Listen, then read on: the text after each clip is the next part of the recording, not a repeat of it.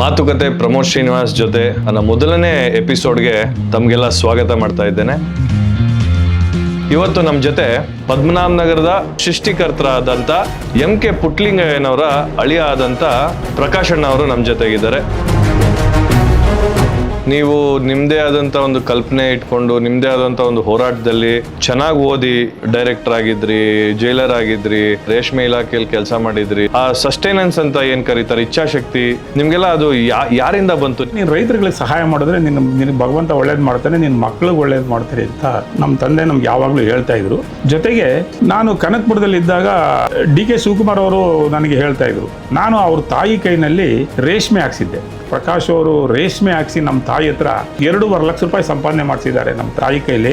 ನೋಡಿ ಕಲೀರಿ ಅಂತ ಅಂದ್ಬಿಟ್ಟು ದೊಡ್ಡ ಸಭೆನಲ್ಲೇ ಹೇಳಿದ್ರು ಅವರು. ಭವಿಷ್ಯದ ಪದ್ಮನಾಭ ನಗರ ನಿಮ್ಮ ಕಲ್ಪನೆ ಏನಿದೆ? ಈ ತರ ಜನಾಂಗ ಬರ್ಬೇಕಷ್ಟೇ. ನನಗೆ ನಾಗರಿಕರ ಕಷ್ಟ ಆಲಿಸ್ತಕ್ಕಂಥ ಜನಗಳು ಬಂದ್ರೆ ನಿಜವಾಗ್ಲೂ ನಮ್ದು ಒಂದು ಪದ್ಮನಾಭ ನಗರ ಮಾದರಿ ಕಾನ್ಸ್ಟಿಟ್ಯೂನ್ಸಿ ಆಗುತ್ತೆ. ನಾನು ಎಷ್ಟೋ ಜನ ಕೇಳಿದಾಗ ನನಗೆ ಹೇಳ್ತಾರೆ ಅವರು, ಬೆಂಗಳೂರಿಗೆ ಯಾಕೆ ಹೋಗ್ತೀರಿ ನೀವು ಖಾತೆ ಮಾಡಿಸ್ಬೇಕಾದ್ರೆ, ಇಲ್ಲೇ ಪ್ರಮೋದ್ ಅವ್ರ ಆಫೀಸ್ ಇದೆ, ಅಲ್ಲೋಗಿ ಮಾಡಿಸಿ ಸರ್ ಅಂತ ಹೇಳಿ. ನಾನು ಬಹಳ ಖುಷಿ ಪಟ್ಟೆ.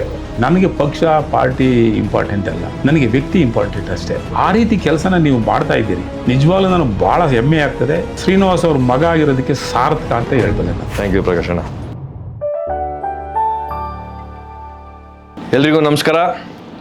ಮಾತುಕತೆ ಪ್ರಮೋದ್ ಶ್ರೀನಿವಾಸ್ ಜೊತೆ ನನ್ನ ಮೊದಲನೇ ಎಪಿಸೋಡ್ಗೆ ತಮಗೆಲ್ಲ ಸ್ವಾಗತ ಮಾಡ್ತಾ ಇದ್ದೇನೆ. ಇವತ್ತು ನಮ್ಮ ಜೊತೆ ಪ್ರಕಾಶ್ ಅಣ್ಣ ಇದ್ದಾರೆ.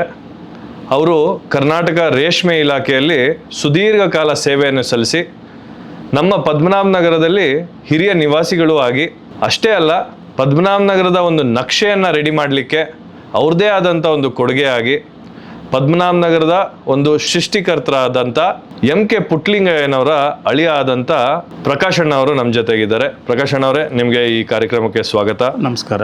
ಪ್ರಕಾಶ್ ಅಣ್ಣ, ಮಾತುಕತೆ ಪ್ರಮೋದ್ ಶ್ರೀನಿವಾಸ್ ಜೊತೆ ಅನ್ನೋ ಒಂದು ಕಾರ್ಯಕ್ರಮ ನಾವು ಶುರು ಮಾಡಬೇಕು ಅಂದ್ಕೊಂಡಾಗ ಮೊದಲು ನಾವು ಯಾರನ್ನು ಕರೆಸ್ಬೇಕು ಅಂತ ನಾವು ಯೋಚನೆ ಮಾಡಬೇಕಾದ್ರೆ ನಮಗೆ ಮೊದಲಿಗೆ ಮನ್ಸಿಗೆ ಬಂದಿದ್ದು ನೀವೇ. ಯಾಕೆ ಅಂದರೆ ನೀವು ಅಲ್ಲೇ ಹುಟ್ಟಿ, ಆ್ಯಕ್ಚುಲಿ ಹುಟ್ಟಿದ್ದು ಚನ್ನಪಟ್ಟಣ, ಆದರೆ ನೀವು ಇಲ್ಲಿ ಬಂದ ಮೇಲೆ ನಿಮ್ಮದೇ ಆದಂಥ ಒಂದು ಕೊಡುಗೆ ಪದ್ಮನಾಭ ನಗರಕ್ಕಿತ್ತು. ಹೇಗೆ ಈ ಪದ್ಮನಾಭ ನಗರಕ್ಕೆ ನೀವು ಬಂದ್ರಿ? ಇದು ಈ ಒಂದು ಪದ್ಮನಾಭ ನಗರ ದಿ ಜಯನಗರ ಕೋಆಪರೇಟಿವ್ ಹೌಸಿಂಗ್ ಸೊಸೈಟಿಯಿಂದ ಆದಂಥ ಬಡಾವಣೆ ಇದು. ಇದಕ್ಕೆ ಅನೇಕ ಜನರು ಲ್ಯಾಂಡನ್ನು ಕೊಟ್ಟಿದ್ದಾರೆ. ಶ್ರೀನಿವಾಸ್ ಅವ್ರ ತಂದೆ ಲ್ಯಾಂಡ್ ಇರ್ಬೋದು, ಹನುಮಂತಪ್ಪ ಅವ್ರ ಲ್ಯಾಂಡ್ ಇರ್ಬೋದು, ಇನ್ನು ಅನೇಕ ಜನ ಇದಕ್ಕೆ ಲ್ಯಾಂಡನ್ನು ಕೊಟ್ಟಿದ್ದಾರೆ. ಆ ಲ್ಯಾಂಡಲ್ಲಿ ದಿ ಜಯನಗರ ಕೋಆಪರೇಟಿವ್ ಹೌಸಿಂಗ್ ಸೊಸೈಟಿಯವರು ಒಂದು ಬಡಾವಣೆಯನ್ನು ನಿರ್ಮಾಣ ಮಾಡಿದ್ದಾರೆ. ಆ ಬಡಾವಣೆಯನ್ನು ನಿರ್ಮಾಣ ಮಾಡಬೇಕಾದ್ರೆ ಅಂದು CJ ಪದ್ಮನಾಭ್ ಅಂತ ಅಂದ್ಬಿಟ್ಟು ಒಬ್ಬರು BDA ಕಮಿಷನರ್ ಇದ್ದರು. ಅವರು ಈ ಒಂದು ಬಡಾವಣೆಯನ್ನು ಮಾಡಲಿಕ್ಕೆ ಅವರ ಒಂದು ಸೇವೆ ಬಹಳ ಇದೆ. ಅವರು ನಮ್ಮ MK ಪುಟ್ಲಿಂಗಯ್ಯನವರು ಕಾರ್ಯದರ್ಶಿಯಾಗಿದ್ದಾಗ ಅವರಿಗೆ ಈ ಬಡಾವಣೆ ಮಾಡಬೇಕಾದ್ರೆ ಅನೇಕ ಎಲ್ಲ ಸಹಾಯನ ಮಾಡಿದ್ದಾರೆ. ಮಾಡಿದ್ಮೇಲೆ ಅದು ಒಂದು ಬೃಹತ್ಕಾರದ ಬಡಾವಣೆ ಆಗಿದೆ. ಅದಕ್ಕೆ MK ಪುಟ್ಲಿಂಗಯ್ಯನವರು ಏನು ಮಾಡಿದ್ರು ಅಂತಂದರೆ, ಇವರು ನಮಗೆ ಭಾಳ ಸಹಾಯ ಮಾಡಿದ್ದಾರೆ. ಅದಕ್ಕೆ ಅವ್ರ ಹೆಸರು CJ ಪದ್ಮನಾಭ್ ಅಂತ. ಮತ್ತು ಪದ್ಮನಾಭ್ ಅಂತ ಹೆಸರಿಟ್ಟರೆ ಈ ಬಡಾವಣೆಗೆ ದೇವ್ರ ಹೆಸರಿಟ್ಟಾಗೂ ಆಗುತ್ತೆ, ಅವ್ರ ಹೆಸರಿಟ್ಟಾಗೂ ಆಗುತ್ತೆ ಅಂತ ಹೇಳಿ ಪದ್ಮನಾಭ ನಗರ ಅಂತ ಅಂದ್ಬಿಟ್ಟು ಅದಕ್ಕೆ ಹೆಸರಿಡ್ತಾರೆ. ಅಂದಿನಿಂದ ಅದು ಪದ್ಮನಾಭ ನಗರ ಆಗಿದೆ. ಆ ಒಂದು ಪದ್ಮನಾಭ ನಗರ ಕಾನ್ಸ್ಟಿಟ್ಯೂನ್ಸಿ ವ್ಯಾಪ್ತಿಗೆ ಇನ್ನೂ ಅನೇಕ ಬಡಾವಣೆಗಳು ಬರ್ತವೆ. ವಿಠಲ್ ಸೊಸೈಟಿ ಆಗಿರ್ಬೋದು, ರಾಧಾಕೃಷ್ಣ ಸೊಸೈಟಿ ಆಗಿರ್ಬೋದು, ಮತ್ತು ಈ ಕದರಿನಹಳ್ಳಿ, ಇವೆಲ್ಲ ಸೇರಿಕೊಂಡು ಒಂದು ಬೃಹತ್ಕಾರದ ಒಂದು ಪದ್ಮನಾಭ ನಗರ ಕಾನ್ಸ್ಟಿಟ್ಯೂನ್ಸಿ ಅದು ಆಗಿದೆ. ಆ ರೀತಿ ಅದಕ್ಕೆ ಒಂದು ಪದ್ಮನಾಭ ನಗರ ಅಂತ ಹೆಸರು ಬಂತು. ಪ್ರಕಾಶ್ ಅಣ್ಣ, ನಾವು ದೇವೇಗೌಡ ಸಿಗ್ನಲಿಂದ ನಾವು ಪದ್ಮನಾಭ ನಗರದ ಕಡೆ ದೇವೇಗೌಡರ ಮನೆ ಕಡೆ ಹೋಗಬೇಕಾದ್ರೆ ಅಲ್ಲೊಂದು ಬೋರ್ಡ್ ಇದೆ, CJ ವೆಂಕಟೇಶ್ ದಾಸ್ ಅಂತ ಇದೆ. ಅವರು ಜಯನಗರ ಹೌಸಿಂಗ್ ಸೊಸೈಟಿನಲ್ಲಿ ಅವರೊಬ್ಬರು ಡೈರೆಕ್ಟರ್ ಆಗಿದ್ದರು, ಅವರು ಇಂಜಿನಿಯರ್ ಆಗಿದ್ದರು. ಅವರು ಸಹ ಈ ವಿಧಾನಸೌಧ ಕಟ್ಟಬೇಕಾದ್ರೆ ಅವ್ರದ್ದು ಕೊಡುಗೆ ಇದೆ ಅವರದಲ್ಲಿ. ಅವರು ಇಂಜಿನಿಯರ್ ಆಗಿ ಆ ಒಂದು ವಿಧಾನಸೌಧ ಕಟ್ಟಬೇಕಾದ್ರೆ ಅವರು ಸಹ ಅಲ್ಲಿ ಇಂಜಿನಿಯರ್ ಆಗಿ ಭಾಳ ಕೆಲಸವನ್ನು ಮಾಡಿದ್ದಾರೆ.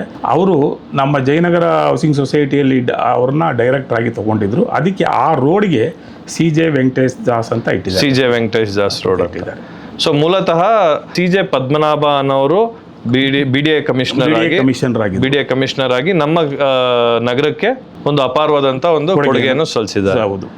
ಪ್ರಕಾಶ್ ಅಣ್ಣ, ನೀವು ಹುಟ್ಟಿದ್ದಲ್ಲಿ, ಓದಿದ್ದಲ್ಲಿ, ನಿಮ್ಮ ತಂದೆ ತಾಯಿ ಹೆಸರೇನು, ಅವ್ರದ್ದೊಂದು ಸ್ವಲ್ಪ ಹಿನ್ನೆಲೆ ಹೇಳ್ಬೋದಾ? ನಾನು ಚನ್ನಪಟ್ಟಣ ತಾಲ್ಲೂಕು ಅರೂರು ಮಗೇನಹಳ್ಳಿಯಲ್ಲಿ ಹುಟ್ಟಿದ್ದೇನೆ. ನಮ್ಮ ತಂದೆ ಹೆಸರು ರಾಮೇಗೌಡ ಅಂತ ಅಂದ್ಬಿಟ್ಟು, ನಮ್ಮ ತಾಯಿ ಹೆಸರು ಚಿಕ್ಕತಾಯಮ್ಮ ಅಂತ ಅಂದ್ಬಿಟ್ಟು. ನಾವು ನಮ್ಮ ತಂದೆಗೆ 6 ಜನ ಗಂಡು ಮಕ್ಕಳು, ಹೆಣ್ಮಕ್ಳು ಇರಲಿಲ್ಲ.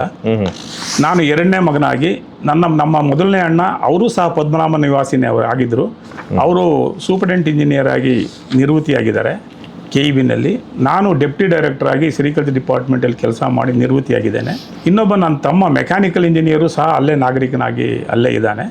ಇನ್ನೂ 3 ಜನ, ಇಬ್ಬರು ವ್ಯವಸಾಯ ಮಾಡ್ತಾ ಇದ್ದಾರೆ. ಇನ್ನೊಬ್ಬ ಕೊನೆಯ ತಮ್ಮ BE ಕಂಪ್ಯೂಟರ್ ಸೈನ್ಸ್ ಮಾಡಿ ಅವನು ಪದ್ಮನಾಭನಗರದಲ್ಲೇ ಇದ್ದಾನೆ. ಪ್ರಕಾಶಣ್ಣ, 6 ಜನ ಗಂಡ್ಮಕ್ಳು ಅಂತ ನೀವು ಹೇಳ್ತೀರಾ. ಆಗಿನ ಕಾಲಕ್ಕೆ ಫೈನಾನ್ಷಿಯಲ್ ಸ್ಟೇಟಸ್ ಭಾಳ ಕಷ್ಟ ಇತ್ತು. ನಿಮ್ಮ ತಂದೆ ತಾಯಿ ರೈತ ಕುಟುಂಬದಿಂದ ಬಂದವರು. ಹೇಗೆ 6 ಜನ ಗಂಡ್ಮಕ್ಳನ್ನ, ನಿಮ್ಮದು ಎಜುಕೇಷನ್ ಎಲ್ಲ ನಿಮ್ಮ ತಂದೆ ತಾಯಿ ಹೇಗೆ ಅದನ್ನೆಲ್ಲ ನಿಭಾಯಿಸಿದ್ರು? ಆಮೇಲೆ ಆಗಿನ ಕಾಲ ಕಷ್ಟ ನೀವು ತಡ್ಕೊಂಡು ಅದನ್ನೆಲ್ಲ ಬೆಳೆಸ್ಕೊಂಡು ಹೇಗೆ ಮೇಲಕ್ಕೆ ಬಂದ್ರಿ ಪ್ರಕಾಶಣ್ಣ? ಯಾಕೆಂದರೆ ಇವತ್ತು ಯುವಕರಿಗೆ ಏನಾಗಿದೆ, ಇವತ್ತಿನ ಜನದಲ್ಲಿ ಏನಾದರೂ ಒಂದು ಕಷ್ಟ ಬಂದ್ಬಿಟ್ರೆ ಏನೋ ದೊಡ್ಡದಾಗಿ ತಲೆ ಮೇಲೆ ಏನೋ ಬಿದ್ದೋದಂಗೆ ಅದನ್ನು ಫೇಸ್ ಮಾಡೋ ಶಕ್ತಿನೇ ಇಲ್ಲ. ಅಂಥದ್ರಲ್ಲಿ ಅಂಥ ಟೈಮಲ್ಲೇ ನೀವು ಇಷ್ಟೊಂದೆಲ್ಲ ಓದಿ ಇಷ್ಟು ಸರ್ವಿಸ್ ಮಾಡಿದ್ದೀರಾ ಅಂದರೆ ಹೇಗೆ ಅದು ನಿಮಗೆ ಆ ಇಚ್ಛಾಶಕ್ತಿ ಬಂತು? ನಿಜವಾಗ್ಲೂ ಹೇಳಬೇಕಂದ್ರೆ ನಮ್ಮ ತಂದೆ ಒಬ್ಬರು ಅಗ್ರಿಕಲ್ಚರಿಸ್ಟೇ. ಅವ್ರಿಗೆ ಸ್ವಲ್ಪ ಲ್ಯಾಂಡ್ ಜಾಸ್ತಿ ಇತ್ತು ನಮ್ಮ ತಂದೆಗೆ. ನಾವು 6 ಜನ ಮಕ್ಕಳಿದ್ದು. ಅವರು ನಮ್ಮ ಚಿಕ್ಕಪ್ಪ ಒಬ್ಬರು ಮಾತ್ರ ವ್ಯವಸಾಯ ಮಾಡ್ತಾಯಿದ್ರು.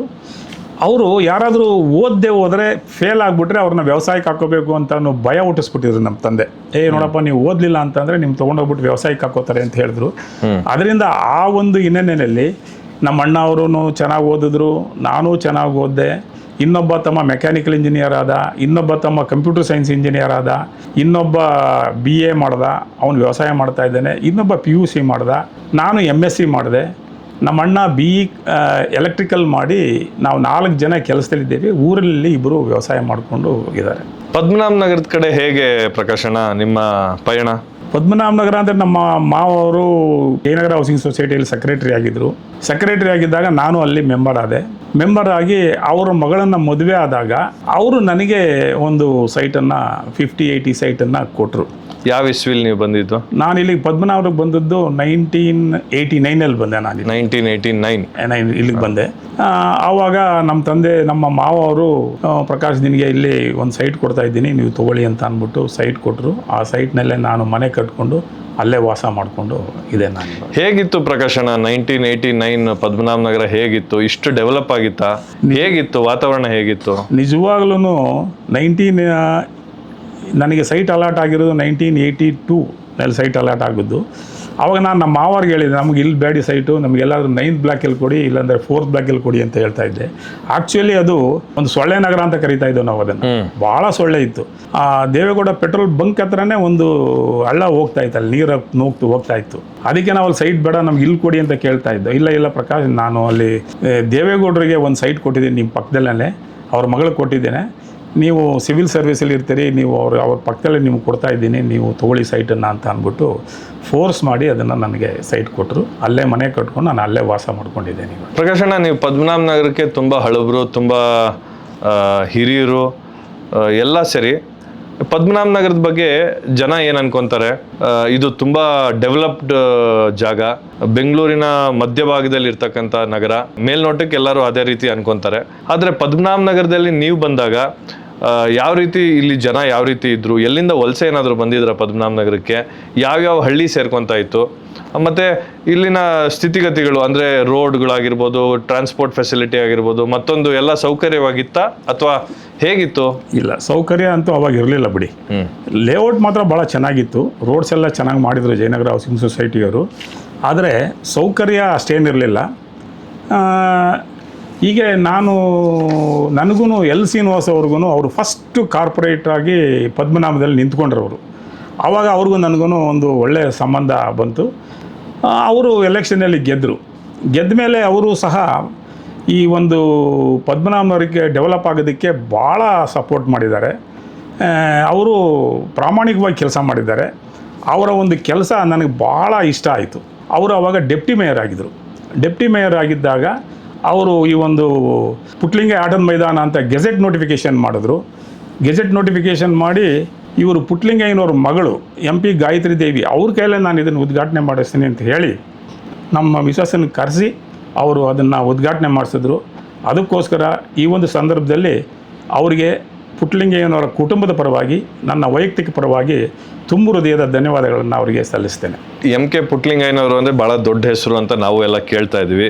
ಆದರೆ ಅಲ್ಲಿರೋ ಸ್ಥಳೀಕ ಜನರಿಗೆ ಇನ್ನು ಅಷ್ಟು ಅಂದರೆ ಸೈಟ್ಗಳು ಅಲಾಟ್ ಆದಾಗ ಯಾರೋ ಒಬ್ಬರು ಫಸ್ಟ್ ಬಯರ್ ಇರ್ತಾರೆ, ಅವ್ರಿಗೆ ಗೊತ್ತಿರ್ತದೆ MK ಪುಟ್ಲಿಂಗಯ್ಯ ಅವ್ರು ಯಾರು ಅಂತ, ಯಾಕೆಂದರೆ ಅವರೇ ಸೈಟ್ ಅಲಾಟ್ ಮಾಡಿರೋಂಥದ್ದು. ಈಗ ಸುಮಾರು ಸೈಟ್ಗಳು ಹೆಸರು ಬದಲಾವಣೆ ಆಗ್ಬಿಟ್ಟಿದೆ, ಕ್ರಯ ಆಗ್ಬಿಟ್ಟಿದೆ. ಸೊ ಅವ್ರಿಗೆಲ್ಲ MK ಪುಟ್ಲಿಂಗಯ್ಯ ಅವ್ರ ಬಗ್ಗೆ ಗೊತ್ತಾಗಬೇಕು. ಯಾಕೆಂದರೆ ಈಗ ನಾವು ಮನೆ ಕಟ್ಟಬೇಕಾದ್ರೆ ಅಥವಾ ನಾವು ಯಾವ್ದಾದ್ರು ಒಂದು ಊರಿಗೆ ಹೋಗ್ಬೇಕಾದ್ರೆ ಆ ಊರಿಗೆ ಮೂಲ ಏನು, ಆ ಊರನ್ನ ಡೆವಲಪ್ ಮಾಡಿದವ್ರು ಯಾರು ಅಂತೆಲ್ಲ ಇರ್ತದೆ. ಸೊ ತಾವು ತುಂಬ ಡೀಟೇಲ್ ಆಗಿ MK ಪುಟ್ಲಿಂಗಯ್ಯನವ್ರ ಬಗ್ಗೆ ನೀವೆಲ್ಲ ಹೇಳಿದ್ದೀರಾ. ಇದು ಪದ್ಮನಾಭ ನಗರದಲ್ಲಿರೋ ಎಲ್ಲ ನಿವಾಸಿಗಳಿಗೂ ಕೂಡ ಇದು ಗೊತ್ತಾಗಬೇಕು. CJ ಪದ್ಮನಾಭ ಅನ್ನೋರು BDA ಕಮಿಷನರ್ ಆಗಿದ್ದರು. MK ಪುಟ್ಲಿಂಗಯ್ಯನವರು ಜಯನಗರ ಕೋಆಪರೇಟಿವ್ ಸೊಸೈಟಿಯ ಅಧ್ಯಕ್ಷರಾಗಿದ್ದರು.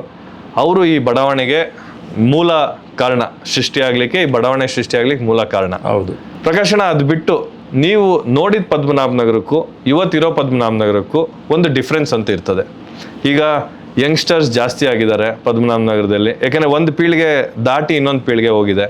ಈಗ ಅವ್ರಿಗೆ ನಿಮ್ಮ ಮೂಲಕ ಅಂದರೆ ನೀವು ನಡ್ಕೊಂಡ್ಬಂದಿರೋ ಹಾದಿಲಿ, ಯಾಕೆಂದರೆ ನಾನು ನಿಮ್ಮ ಬಯೋಡೇಟಾ ಓದ್ಬೇಕಾದ್ರೆ 1200 ರೂಪಾಯಿ ಸಂಬಳ ತೊಗೊಂಡು ನೀವು ಕೆಲಸ ಶುರು ಮಾಡಿದ್ದೀರಾ ಅಂತ ನಾನು ನೋಡಿದ್ದೀನಿ. ಹೇಗೆ ಪ್ರಕಾಶನ 1200 ರೂಪಾಯಿ ಸಂಬಳ ತೊಗೊಂಡು ನೀವು ಕೆಲಸ ಶುರು ಮಾಡಿದಾಗ ನಿಮ್ಮ ಜೀವನದಲ್ಲೇ ಎಷ್ಟೋ ಕಷ್ಟಗಳು ನೀವು ನೋಡಿರ್ತೀರ. ಅದರಲ್ಲಿ ನಿಮ್ಮ ಜೀವನದಲ್ಲಿ ಭಾಳ ಕಷ್ಟಪಟ್ಟು ನೀವು ಮೇಲೆ ಬಂದಿರ್ತಕ್ಕಂಥ ಯಾವ್ದಾದ್ರು ಒಂದು ಇನ್ಸಿಡೆಂಟ್ ನಮ್ಗೆ ಹೇಳ್ಬೋದಾ? ನಾನು ಜೈಲರ್ ಆಗಿ ಇಂಡಲ್ಗಾದಲ್ಲಿದ್ದಾಗ ನಂದು ಸ್ಯಾಲ್ರಿ ಬಂದು 1080 ರೂಪಾಯಿ. 1080 ರೂಪಾಯಿ 1080 ರೂಪಾಯಿ ನನ್ನ ಸ್ಯಾಲ್ರಿ. ಅಲ್ಲಿ ನನಗೆ ಕ್ವಾರ್ಟರ್ಸ್ ಕೊಟ್ಟಿದ್ದರು ಮತ್ತು ಊಟ ಎಲ್ಲ ಸಿಗ್ತಾಯಿತ್ತು. ನಾನು ಕೇವಲ 250 ರೂಪಾಯಿನಲ್ಲಿ ನಾನು ಜೀವನ ಮಾಡಿಕೊಂಡು 750 ರೂಪಾಯಿನ ನಮ್ಮ ತಂದೆ ಕಳಿಸ್ತಾಯಿದ್ದೆ ನಾನು. ಅವರು ನಮ್ಮ ತಂದೆ 1918ನಲ್ಲಿ 750 ರೂಪಾಯಿ ನಾವು ಪೋಸ್ಟ್ ಆಫೀಸಲ್ಲಿ ಕಳಿಸಿದ್ರೆ ಭಾಳ ಖುಷಿ ಪಡ್ತಾಯಿದ್ರು ಅವರು. ನನ್ನ ಮಗ 750 ರೂಪಾಯಿ ಕಳಿಸ್ತಾ ಇದ್ದಾನೆ. ನಮ್ಮ ದೊಡ್ಡಣ್ಣ ಬಂದು ಅಸಿಸ್ಟೆಂಟ್ ಇಂಜಿನಿಯರ್ ಆಗಿದ್ದರು KEBನಲ್ಲಿ. ಅವ್ರು ಕೇವಲ 500 ರೂಪಾಯಿ ಕೊಡ್ತಾಯಿದ್ರು. ನೋಡಿ, ನನ್ನ ದೊಡ್ಡ ಮಗ ಇಂಜಿನಿಯರ್ ಆದ್ರೂ 500 ರೂಪಾಯಿ ಕೊಡ್ತಾನೆ, ನನ್ನ ಎರಡನೇ ಮಗ MSc ಮಾಡ್ಕೊಂಡು ಜೈಲರ್ ಆಗಿದ್ರು 750 ರೂಪಾಯಿ ಕೊಡ್ತಾರೆ ಅಂತ ಅಂದ್ಬಿಟ್ಟು ಭಾಳ ಖುಷಿ ಪಡ್ತಾಯಿದ್ರು. ಸೊ ನೀವು ಜೈಲರಾಗಿ ಕೆಲಸ ಮಾಡಿದ್ದೀರಾ? ಜೈಲರಾಗಿ ಸ್ವಲ್ಪ ದಿವಸ 3 ತಿಂಗಳು ಕೆಲಸ ಮಾಡಿದ್ದೀನಿ. ಎಲ್ಲಿ ಪ್ರಕಾಶನ? ಇಂಡಲ್ಗಾದಲ್ಲಿ.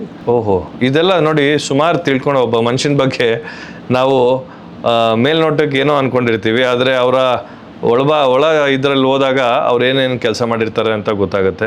ಪ್ರಕಾಶನ, ಭಾಳ ಖುಷಿ ಆಗುತ್ತೆ ನೀವು ರೇಷ್ಮೆ ಇಲಾಖೆಯಲ್ಲಿದ್ದು ಈಗ ಜೈಲರ್ ಅಂತ ಕೂಡ ಕೆಲಸ ಮಾಡಿದ್ದೀರಾ ಅಂತ ನಮಗೆ ಗೊತ್ತಾಗ್ತಾ ಇದೆ. ಭಾಳ ಖುಷಿ ಆಗ್ತದೆ. ಜೈಲಲ್ಲಿ ನೀವು ಕೆಲಸ ಮಾಡಬೇಕಾದ್ರೆ ಏನು ನಿಮಗೆ ಅನಿಸ್ತಾ ಇತ್ತು ಪ್ರಕಾಶನ? ಅಲ್ಲಿನ ವಾತಾವರಣ ಹೇಗಿತ್ತು ಆಗಿನ ಕಾಲದಲ್ಲಿ? ಆಮೇಲೆ ಅಲ್ಲಿ ನಿಮಗೆ ಅನುಭವ ಹೇಗಿತ್ತು ಪ್ರಕಾಶನ? ನಾನು ಇಂಡಲ್ಗಾದಲ್ಲಿದ್ದಾಗ ನಮಗೆ ಸೂಪರ್ಟೆಂಡೆಂಟ್ CS ಮಲ್ಲಯ್ಯನವರು ಅಂತ ಅವ್ರು ಬರ್ತಾರೆ ಅಂದರೆ ಏನು ಟೇಬಲ್ಗಳು ನಡುಗ್ತಾ ಇತ್ತು, ಅಷ್ಟು ಸ್ಟ್ರಿಕ್ಟ್ ಆಫೀಸರ್ಸ್ ಅವರು CS ಮಲ್ಲಯ್ಯನವರು. ನಾವು ಹಾಗೆ ಕೆಲಸ ಮಾಡ್ತಾ ಇದ್ದೆವು, ಅವ್ರಿಗೆ ಭಾಳ ಸಿನ್ಸಿಯರಾಗಿ ಕೆಲಸ ಮಾಡ್ತಾ ಇದ್ದೆವು ನಾವು. ಒಂದು ಸಾರಿ ನಾನೇನು ಮಾಡಿದೆ ಅಂದರೆ, ಈ ಕೈದಿ ಒಬ್ಬ ಕಾಂಪೌಂಡ್ ಎಗರಿತಾ ಇದ್ದಾಗ ಅವ್ನಿಗೆ ಹೊಡೆದ್ಬಿಟ್ಟೆ ನಾನು. ಆವಾಗ ನಮ್ಮ ಸೀನಿಯರ್ ಒಬ್ಬರು ಬೈದರು, ಆ ಥರ ಎಲ್ಲ ಹೊಡಿಬಾರ್ದು ನೀನು ಹಾಗೆ ಹೀಗೆ ಅಂತ ಅಂದ್ಬಿಟ್ಟು. ಆಮೇಲೆ ನನಗೂ ಅದು ಸೆಟ್ ಆಗಲಿಲ್ಲ, ಇಲಾಖೆ ಸೆಟ್ ಆಗದೆ ಇದ್ಮೇಲೆ ನಾನೇ ಅದನ್ನೇನು ಮಾಡಿದೆ, ಬಿಟ್ಟು ಮತ್ತು ರೂಟ್ ಸೂಪರ್ವೈಸರ್, ಡೈರಿ ಡೆವಲಪ್ಮೆಂಟಲ್ಲಿ ರೂಟ್ ಸೂಪರ್ವೈಸರ್ ಆಗಿ ಸೆಲೆಕ್ಟ್ ಆಗಿದೆ ನಾನು. ಬಿಜಾಪುರಕ್ಕೆ ನಾನು ಟ್ರಾನ್ಸ್ಫರ್ ಆಯಿತು. ಅದು 1080 ರೂಪಾಯಿ ಸಂಬಳ. ಆವಾಗ ನಾನು ಅಲ್ಲಿ ಬಿಜಾಪುರಕ್ಕೆ ಬಂದೆ. ಬಿಜಾಪುರಕ್ಕೆ ಬಂದು ಹಳ್ಳಿನಲ್ಲಿ ಜೀಪ್ ಕೊಟ್ಟಿದ್ರು, ಡೈರಿಗಳು ಓಪನ್ ಮಾಡ್ತಾಯಿದ್ದೆ. ಅಲ್ಲಿ ಹುಷಾರು ತಪ್ಪಿದ ಮೇಲೆ ನಮ್ಮ ತಂದೆ, ನೀನು ಯಾಕೋ ಸರಿ ಹೋಗ್ತಾ ಇಲ್ಲ, ನೀನು ಕೆಲಸ ಬಿಟ್ಬಿಟ್ಟು ಊರಲ್ಲಿ ವ್ಯವಸಾಯ ಮಾಡಿ ನಡಿ ಅಂತಂದ್ಬಿಟ್ಟು ಕರ್ಕೊಂಡೋಗ್ಬಿಟ್ರು. ಆಮೇಲೆ ಊರಲ್ಲಿ ವ್ಯವಸಾಯ ಮಾಡಬೇಕಾದ್ರೆ ನನಗೆ ಭಾಳ ಕಷ್ಟ ಆಯಿತು ವ್ಯವಸಾಯ ಮಾಡೋದು. ಇದು ಸೆಟ್ ಆಗೋದಲ್ಲ ಅಂತೇಳಿ ಮತ್ತೆ ನಾನು BK ಪುಟ್ಟರಾಮಯ್ಯನವರು ಅಂತ MLA ಇದ್ದರು, ಅವ್ರ ಹತ್ರ ಹೋದೆ. ಹೋಗ್ಬಿಟ್ಟು, ಸರ್ ಈ ಥರ ನನಗೆ ಯಾಕೆ ಕೆಲಸಗಳು ಸೆಟ್ ಆಗ್ತಾಯಿಲ್ಲ, ಬೇರೆ ಎಲ್ಲಾದರೂ ಕೆಲಸ ಕೊಡಿಸಿ ಅಂತಂದೆ. ಅವರು ಸ್ವಲ್ಪ ಕೆಟ್ಟದಾಗ ಬೈದರು ನನಗೆ, ನಿನ್ನ ಕೈಲಿ ಕೆಲಸ ಮಾಡೋಕ್ಕಾಗಲ್ಲ, ಹೋಗಿ ಯಾರಾದರೂ ಬೇರೆಯವ್ರು ಮಾಡ್ಕೋತಾರೆ, ನೀನು ಹೊಟ್ಟೋಗ ಅಂತ ಹೇಳಿ ಬೈದರು. ಆವಾಗ ಇವರು ಕೆಲಸ ಕೊಡಿಸಲ್ಲ ಅಂತ ಅಂದ್ಬಿಟ್ಟು ನಾನು ಸಿರಿಕಲ್ಚರ್ ಡಿಪಾರ್ಟ್ಮೆಂಟಲ್ಲಿ ಬಂದು ಸೇರಿಕೊಂಡು ಅಲ್ಲಿ ನಾನು ಇನ್ಸ್ಪೆಕ್ಟರ್ ಆಗಿ, ಎಕ್ಸ್ಟೆನ್ಷನ್ ಆಫೀಸರ್ ಆಗಿ, ಅಸಿಸ್ಟೆಂಟ್ ಡೈರೆಕ್ಟರ್ ಆಗಿ, ಡೆಪ್ಟಿ ಡೈರೆಕ್ಟರ್ ಆಗಿ ನಾನು ನಿವೃತ್ತಿಯಾಗಿದ್ದೇನೆ. ನಾನು ಡೆಪ್ಟಿ ಅಸಿಸ್ಟೆಂಟ್ ಡೈರೆಕ್ಟರ್ ಆಗಿದ್ದಾಗ ಆನೇಕಲ್ಲಲ್ಲಿ ಅಸಿಸ್ಟೆಂಟ್ ಡೈರೆಕ್ಟರಾಗಿ ಕೆಲಸ ಮಾಡಿದ್ದೇನೆ, ಹೊಸಕೋಟೆಯಲ್ಲಿ ಅಸಿಸ್ಟೆಂಟ್ ಡೈರೆಕ್ಟರಾಗಿ ಕೆಲಸ ಮಾಡಿದ್ದೇನೆ, ದೇವನಹಳ್ಳಿಯಲ್ಲಿ ಅಸಿಸ್ಟೆಂಟ್ ಡೈರೆಕ್ಟರಾಗಿ ಕೆಲಸ ಮಾಡಿದ್ದೇನೆ, ಕನಕಪುರದಲ್ಲಿ ಅಸಿಸ್ಟೆಂಟ್ ಡೈರೆಕ್ಟರಾಗಿ ಕೆಲಸ ಮಾಡಿದ್ದೇನೆ, ರಾಮನಗರದಲ್ಲಿ ಸ್ವಲ್ಪ ಡೆಪ್ಟಿ ಡೈರೆಕ್ಟರಾಗಿ ಚನ್ನಪಟ್ಟಣ, ರಾಮನಗರ, ಮಾಗಡಿನಲ್ಲಿ ಕೆಲಸ ಮಾಡಿದ್ದೇನೆ. ಎಲ್ಲ ಕಡೆ ಕೆಲಸ ಮಾಡಿದ್ದೇನೆ. ಬಟ್ ನನಗೆ ಜನಗಳ ಪ್ರೀತಿ ಈಗೂ ಹಾಗೇ ಇದೆ. ನಾನು ಯಾವ ತಾಲ್ಲೂಕು ಹೋದ್ರೂ ನನ್ನ ಬಗ್ಗೆ ವಿಶೇಷವಾದ ಗೌರವ. ಬಟ್ ಅವ್ರು ರೇಷ್ಮೆ ಬೆಳೆಗಾರ ಆಗಿದ್ದರೆ ಮಾತ್ರ. ಈಗ ಯಂಗ್ಸ್ಟಾರ್ಸ್ ಸ್ವಲ್ಪ ಗೊತ್ತಿಲ್ಲದೆ ಇರ್ಬೋದು, ಯಾರ್ಯಾರು ರೇಷ್ಮೆ ಮಾಡ್ತಾಯಿದ್ರು ಅವರೆಲ್ಲ ನನ್ನ ಬಗ್ಗೆ ವಿಶೇಷವಾದ ಗೌರವ ತೋರಿಸ್ತಾರೆ, ಪ್ರೀತಿ ತೋರಿಸ್ತಾರೆ. ಅದಂತೂ ನಾನು ಚೆನ್ನಾಗಿ ಸಂಪಾದನೆ ಮಾಡಿದ್ದೀನಿ ಎಲ್ಲರ ಹತ್ರ. ಇವತ್ತು ರೇಷ್ಮೆ ಬೆಳೆಯುವಂಥ ರೈತರಿಗೆ ನೀವು ನಿಮ್ಮ ಅನುಭವದಲ್ಲಿ ಇವತ್ತಿನ ಬೆಳೆಗಾರರಿಗೆ ನೀವೇನಾದರೂ ಒಂದು ಸಂದೇಶ ಕೊಡ್ಬೋದಾ? ಇವಾಗ ಏನಾಗಿದೆ ಅಂದರೆ ಈಗ ವರ್ಟಿಕಲ್ ಗ್ರೋತ್ ಇದೆ. ಈಗೆಲ್ಲ ಅರ್ಬನೈಜೇಷನ್ ಜಾಸ್ತಿ ಆಗ್ತಾ ಇರೋದ್ರಿಂದ ಲ್ಯಾಂಡೆಲ್ಲ ಅಕ್ವೈರ್ ಆಗ್ತಾ ಇದೆ. ಅದರಿಂದ ಕೆಲವರು ರೇಷ್ಮೆ ಬಿಟ್ಟರೆ ಅವ್ರಿಗೆ ಕಷ್ಟ ಆಗ್ತದೆ. ಅದೊಂದು ಕಮರ್ಷಿಯಲ್ ವಾಣಿಜ್ಯ ಬೆಳೆ ಅದು. ಅದರಿಂದ ಈಗ ರೈತರುಗಳಿಗೆ ಒಳ್ಳೆ ಟೆಕ್ನಾಲಜಿ ಕೊಡ್ತಾ ಇರೋದ್ರಿಂದ ಡಿಪಾರ್ಟ್ಮೆಂಟ್ ಇಲಾಖೆ ಆಗಲಿ ಮತ್ತು ಇಲಾಖೆ ಅಧಿಕಾರಿಗಳಾಗಲಿ ಒಳ್ಳೆ ಟೆಕ್ನಾಲಜಿ ಕೊಡ್ತಾ ಇರೋದ್ರಿಂದ ಮೊದಲೇ ಕೇವಲ 100 ಮಟ್ಟಿಗೆ 30 kg 20 kg ಬೆಳೀತಾ, 25 kg 40 kg ಬೆಳೀತಾಯಿದ್ರು. ಇವಾಗ 60 kg 70 kg 80 kg ತಕ್ಕೂ ಬೆಳೀತಾ ಇದ್ದಾರೆ. ಕಮರ್ಷಿಯಲ್ ಕ್ರಾಪ್ ತರ ಸ್ವಲ್ಪ ಲೇಬರ್ ಓರಿಯೆಂಟೆಡ್. ಈ ಸ್ಮಾಲ್ ಹೋಲ್ಡರ್ಸು ಅದನ್ನ ಇಟ್ಕೊಂಡ್ರೆ ಗಂಡ ಹೆಂಡತಿ ಇಬ್ಬರೇ ಮಾಡ್ತಾ ಇರೋದ್ರಿಂದ ಅವ್ರಿಗೆ ಒಳ್ಳೆ ಲಾಭ ಇದೆ ಸಿರಿಕಲ್ಚರಿಂದ. ಅದರಿಂದ ಸಿರಿಕಲ್ಚರ್ ಮಾಡೋದ್ರಿಂದ ಅವ್ರ ಆರ್ಥಿಕ ಮಟ್ಟ ಸುಧಾರಣೆ ಆಗೋದ್ರಲ್ಲಿ ಯಾವ ಸಮಸ್ಯೆನೂ ಇಲ್ಲ. ಭವಿಷ್ಯದ ಪದ್ಮನಾಭ ನಗರ ನಿಮ್ಮ ಕಲ್ಪನೆ ಏನಿದೆ? ಈ ಥರ ಜನಾಂಗ ಬರಬೇಕಷ್ಟೇ. ನನಗೆ ನಾಗರಿಕರ ಕಷ್ಟ ಆಲಿಸ್ತಕ್ಕಂಥ ಜನಗಳು ಬಂದರೆ ನಿಜವಾಗ್ಲೂ ನಮ್ಮದು ಒಂದು ಪದ್ಮನಾಭ ನಗರ ಮಾದರಿ ಕಾನ್ಸ್ಟಿಟ್ಯೂನ್ಸಿ ಆಗುತ್ತೆ. ನಾನು ಎಷ್ಟೋ ಜನ ಕೇಳಿದಾಗ ನನಗೆ ಹೇಳ್ತಾರೆ ಅವರು, ಬೆಂಗಳೂರು ಯಾಕೆ ಹೋಗ್ತೀರಿ ನೀವು ಖಾತೆ ಮಾಡಿಸ್ಬೇಕಾದ್ರೆ, ಇಲ್ಲೇ ಪ್ರಮೋದ್ ಅವ್ರ ಆಫೀಸ್ ಇದೆ, ಅಲ್ಲೋಗಿ ಮಾಡಿಸಿ ಸರ್ ಅಂತ ಹೇಳಿ. ನಾನು ಬಹಳ ಖುಷಿ ಪಟ್ಟೆ. ನನಗೆ ಪಕ್ಷ ಪಾರ್ಟಿ ಇಂಪಾರ್ಟೆಂಟ್ ಅಲ್ಲ, ನನಗೆ ವ್ಯಕ್ತಿ ಇಂಪಾರ್ಟೆಂಟ್ ಅಷ್ಟೇ. ಆ ರೀತಿ ಕೆಲಸನ ನೀವು ಮಾಡ್ತಾ ಇದ್ದೀರಿ, ನಿಜವಾಗ್ಲೂ ನನಗೆ ಬಹಳ ಹೆಮ್ಮೆ ಆಗ್ತದೆ. ಶ್ರೀನಿವಾಸ್ ಅವ್ರ ಮಗ ಆಗಿರೋದಕ್ಕೆ ಸಾರ್ಥಕ ಅಂತ ಹೇಳ್ಬೋದು. ಥ್ಯಾಂಕ್ ಯು ಪ್ರಕಾಶ್ ಅಣ್ಣ.